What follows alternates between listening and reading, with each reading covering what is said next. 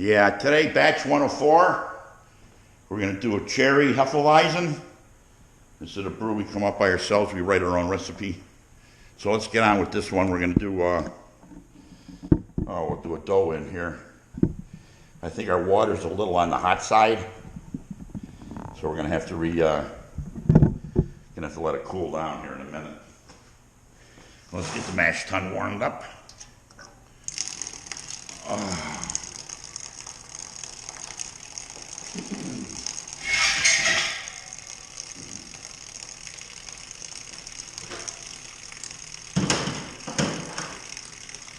Nope.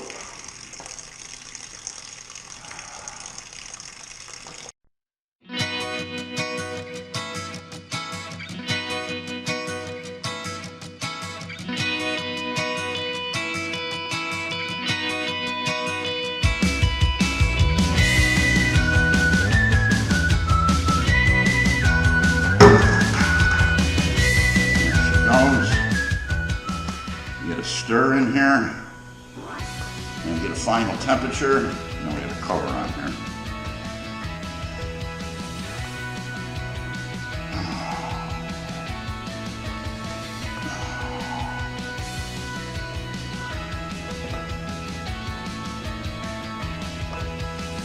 There we go.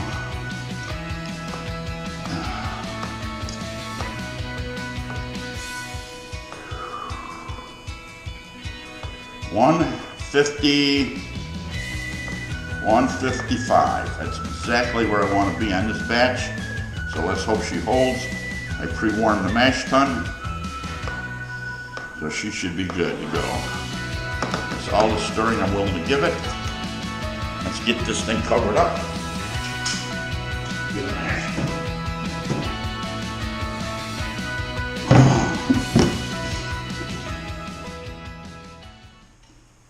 All right, batch 104. We call this one Cherry Bombed Hefeweizen. I'm going to do a verloft on this. Get her going. Question is, how much of this am I going to spill on the floor?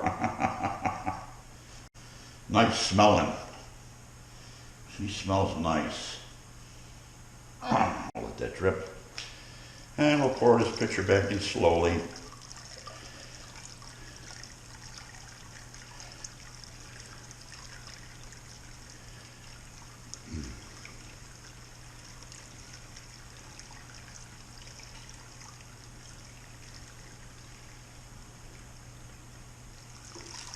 Over a spoon. I do have some sparge water on, about a little less than a gallon, I'm going to guess.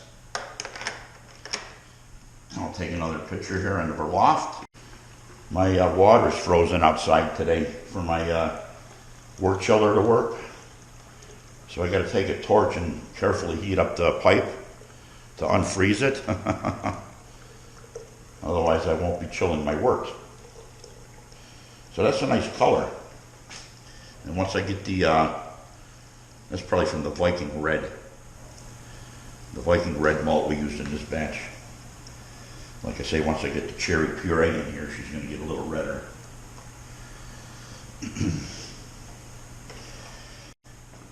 Probably after this pitcher, we'll go right to the boil kettle. And we might do one more for the heck of it.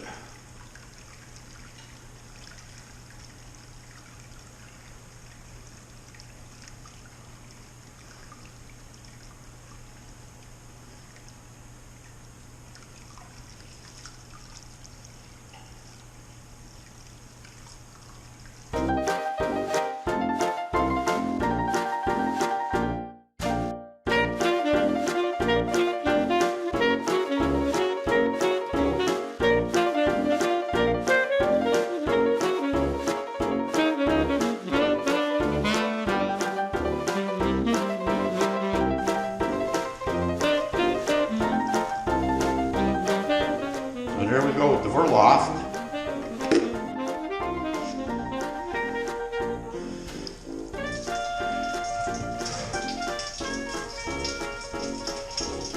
Make sure our valve is closed.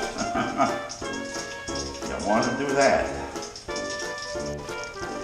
So yeah, we're gonna bore you. We gotta go outside and we gotta unfreeze the hose. Okay, for the wort chiller, you can see that ice has been building up on my other hose here. So what we gotta do is get this torch lit on a low flame.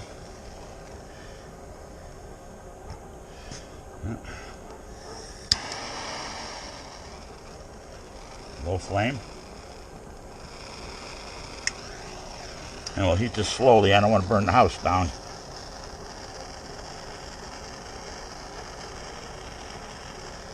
Just like see it start dripping. This thing has always dripped on me.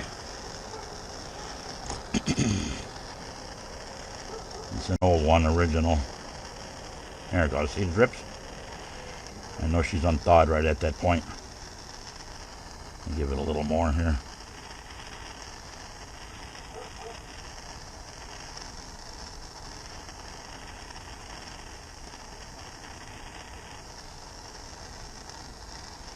Now let's check that. There we go. We got water. Just that the nozzle gets frozen a little.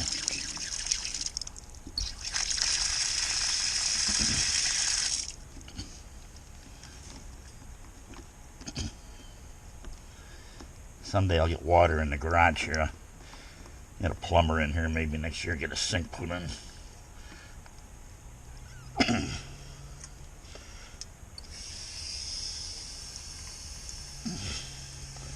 It looks like that's going to drip for a while. Not much I can do about that.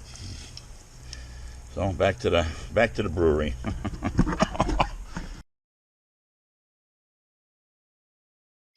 Okay. Glad we didn't spill nothing. We're still draining here.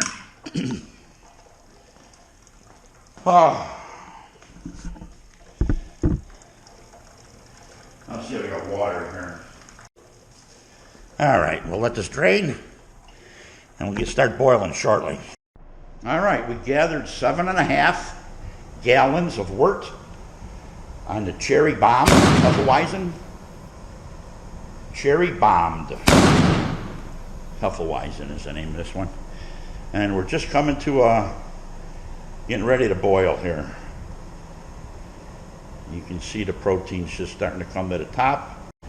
They're going to start boiling. You can boil over. You turn your back on this, she'll be gone.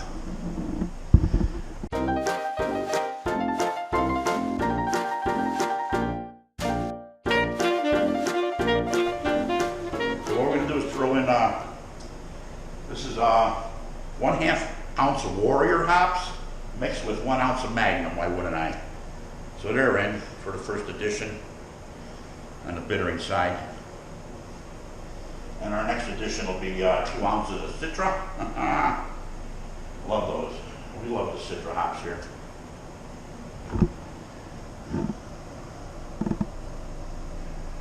We love the Citra, but that's Magnum and Warrior that we got in there now. There's your hot break. I put my wort chiller in the bucket under sanitizer and spray the handles down there, the upper parts, before I put her in my in the wort. But I keep it totally sanitized. I do it this way. A lot of guys will boil it and boil those. I don't do that. Timer just went off. Last 15 minutes. 2 ounces of Citra hops are in. 2 ounces of Citra hops. We throw those in now. Now we're going to put in half a cupful of Irish moss. That's in. And 15 minutes to flame out. We'll be putting this into the fermenter shortly. We're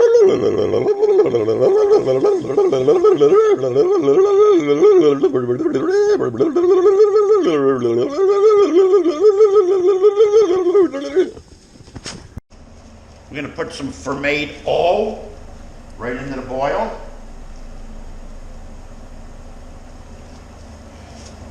And we're going to use fermented K in the fermenter. Why wouldn't I? I just took a reading here. We got a couple minutes before flame out. 10, 70. 1070. Oh my God. So flame out is a few minutes away here, so we've got the wort chiller hooked up to the cold water, and we're just gonna get ready to do a flame out and cool this puppy on down. Got the wort chiller in and we're chilling.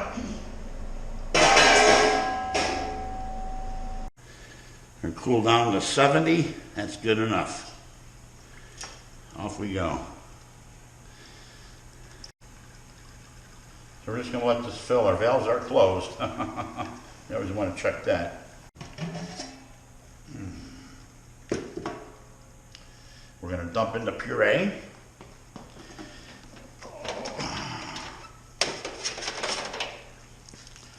I keep everything sanitized. There's my opener. The puree has been dipped and everything already, so just going to shake that up a little. Oh.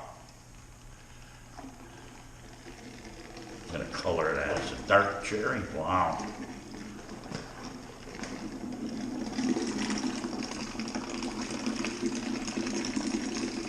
Just adding a little more oxygen to it as we pour it in from a crate like.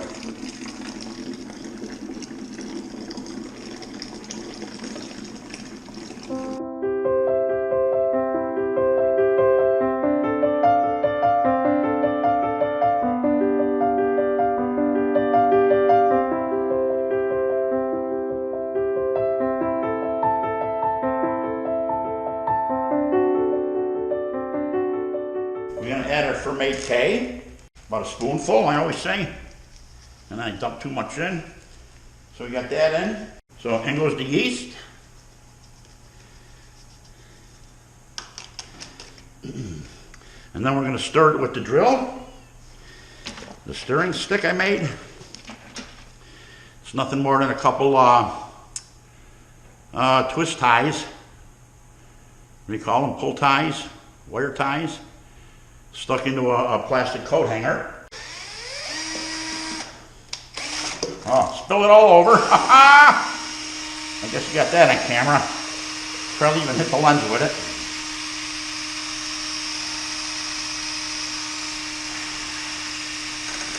I'm doing this for aeration is what I'm doing. Well, once again I spilled it. Gotta go slow here.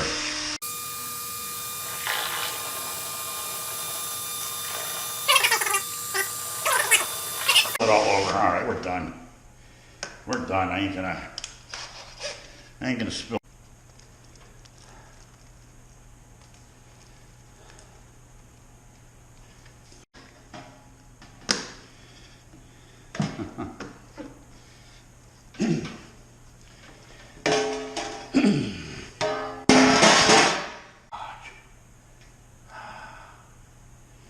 All right, there's an airlock.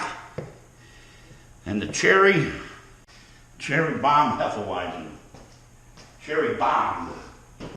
We got to clean our kettle. Yeah.